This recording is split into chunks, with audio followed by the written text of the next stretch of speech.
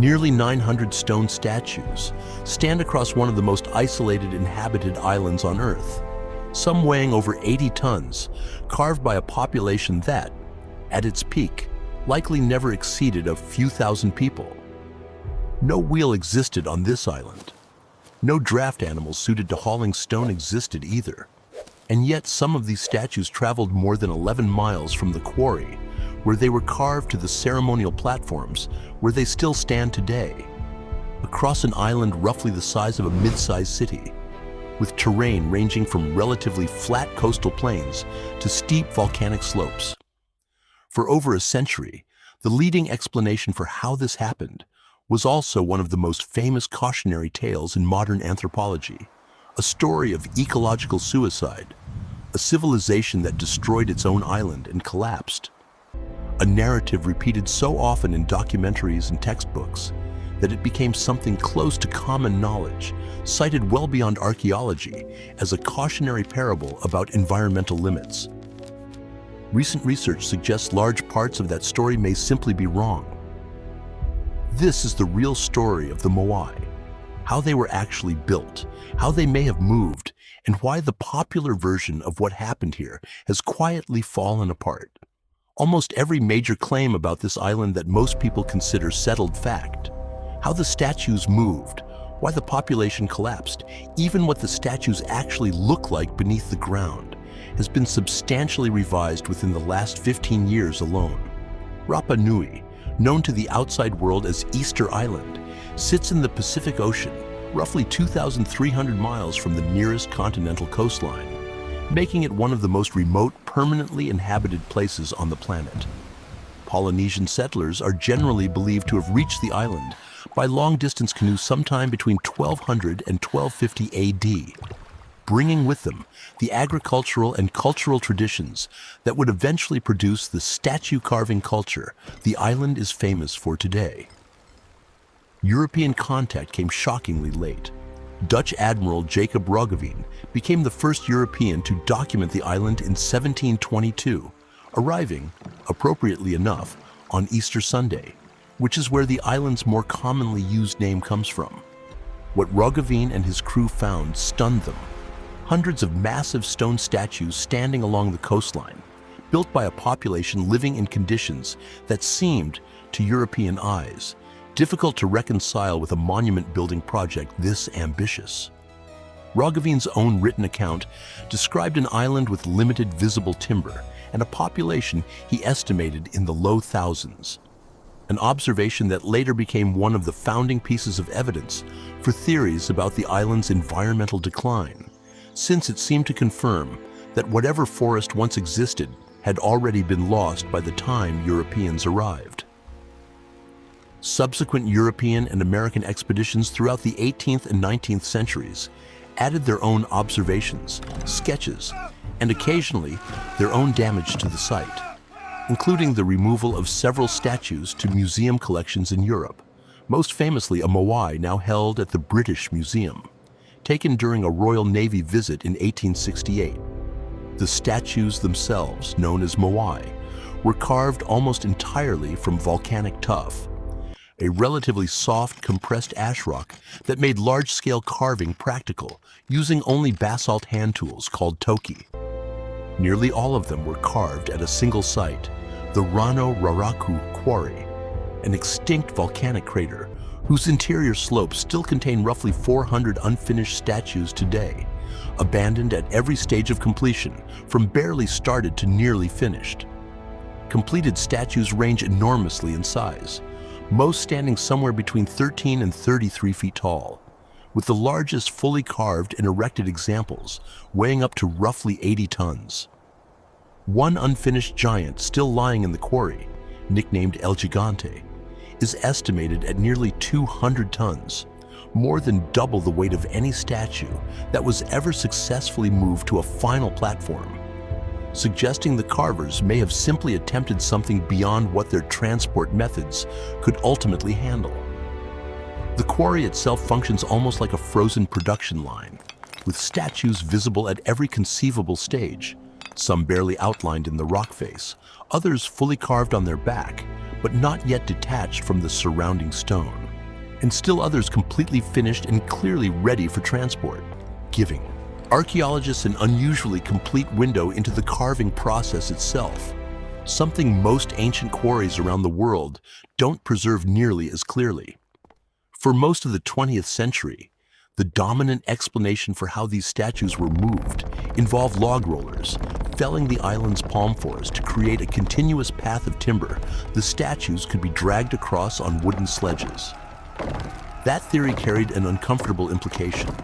Moving nearly 900 multi-ton statues this way would have required staggering quantities of timber, a detail that fed directly into the island's most famous modern narrative, that the Rapa Nui people destroyed their own forest cover in service of an obsessive statue-building culture, triggering ecological collapse, warfare, and ultimately near-total societal breakdown before Europeans ever arrived. In 2012, archaeologists Terry Hunt and Carl Lipo proposed and tested an entirely different explanation. Local oral tradition had always insisted the statues walk to their platforms, a claim scholars for decades treated as folklore rather than literal history. Hunt and Lipo built a full-scale concrete replica Moai and discovered that with ropes attached at the head and sides, a coordinated team could rock the statue side to side and effectively walk it forward upright. The same basic motion you might use to shuffle a heavy refrigerator without lifting it off the ground. A technique that requires careful coordination between multiple rope teams, pulling in alternating rhythm, rather than sheer brute force applied all at once. Their team moved a replica statue 100 meters in under an hour using this method, and a crew of 18 people. The technique relies on a specific detail of the statue's design that had gone largely unexamined for decades. Their base is intentionally curved rather than flat, and their center of gravity sits forward, both features that make rocking the statue side to side dramatically easier than it would be for a flat-bottomed, evenly weighted block of stone. Local Rapa Nui oral history had insisted for generations that the statues walk to their destinations, a detail 20th century researchers had mostly treated as a poetic folk explanation, rather than a literal description of the actual engineering method used. The walking theory doesn't neatly explain everything.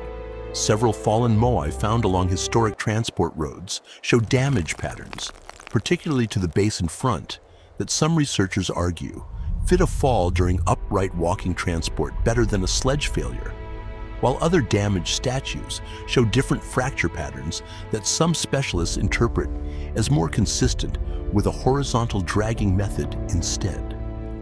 This disagreement over damage patterns remains one of the more technical, ongoing debates in Rapa Nui archaeology, since distinguishing between a fall during upright transport and a failure during horizontal dragging, based on centuries-old fracture patterns in weathered volcanic stone, is genuinely difficult, even with modern forensic techniques.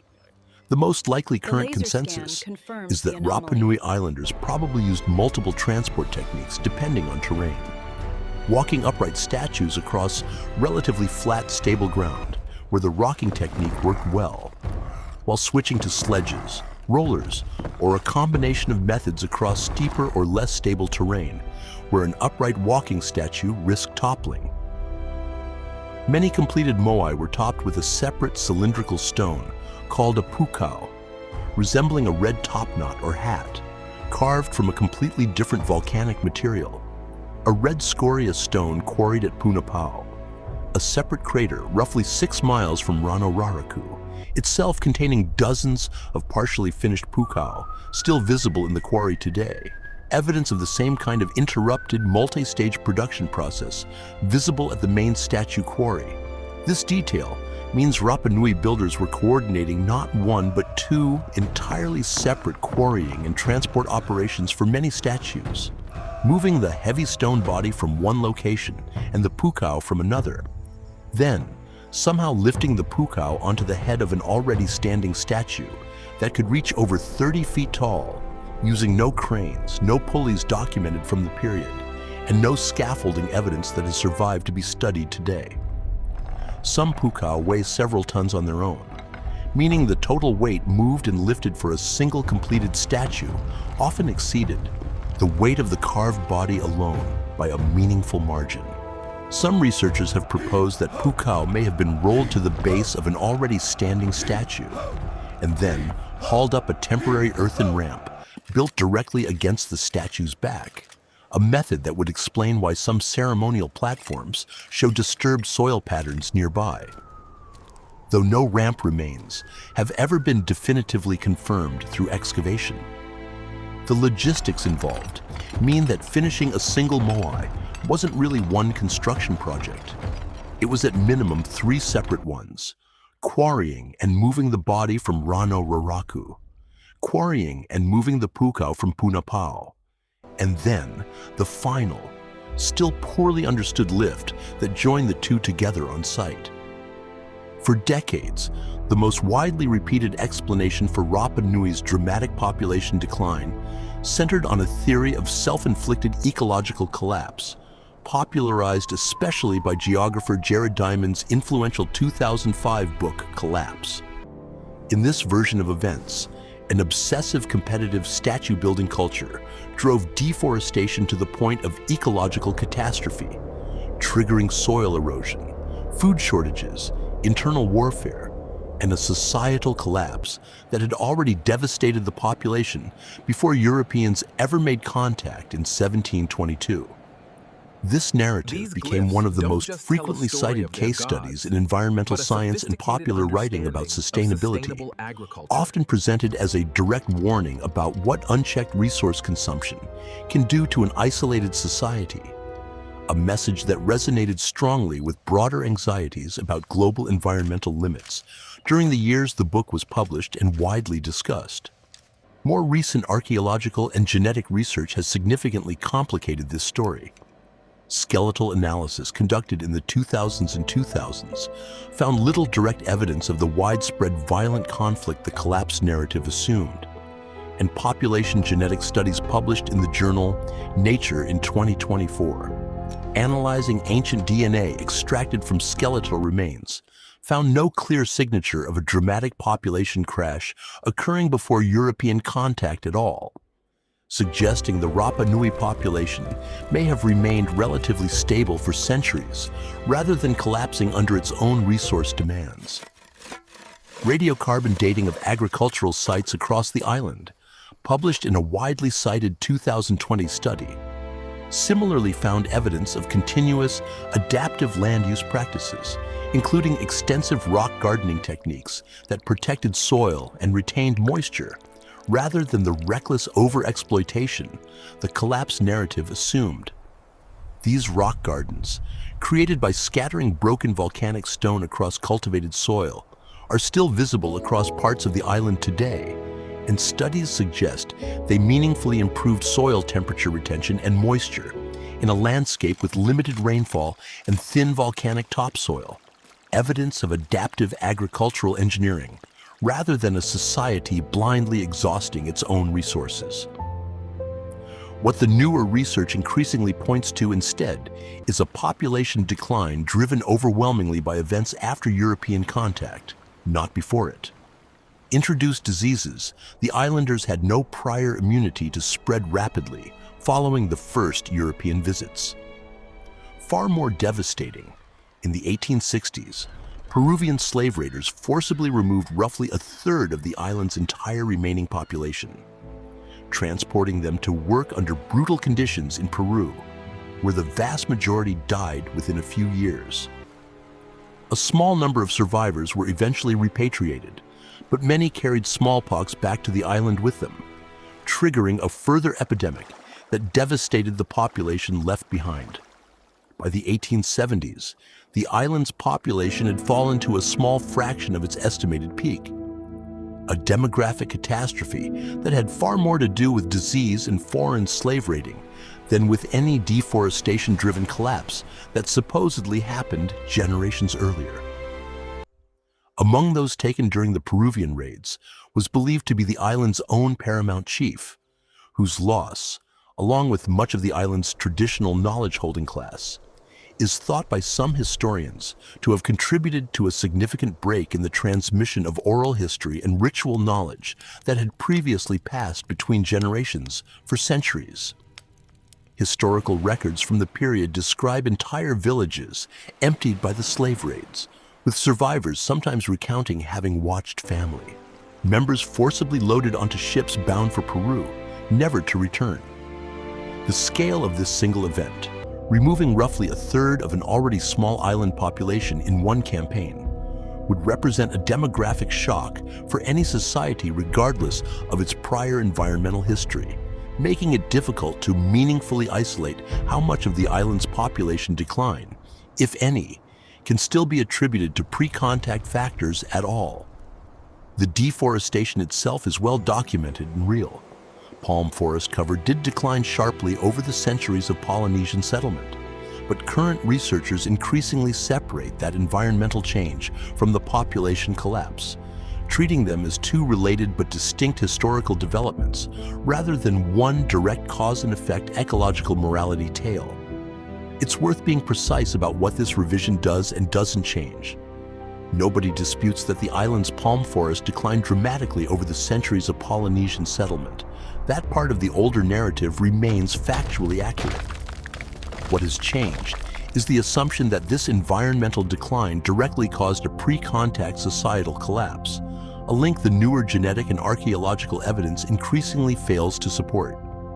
Pollen analysis from lake sediment cores has helped researchers reconstruct a rough timeline of the island's vegetation change, generally showing gradual palm forest decline over centuries of Polynesian settlement, rather than a single sudden collapse, a pattern more consistent with steady land clearance for agriculture and construction than with an abrupt crisis-driven deforestation event happening in the years immediately before European contact.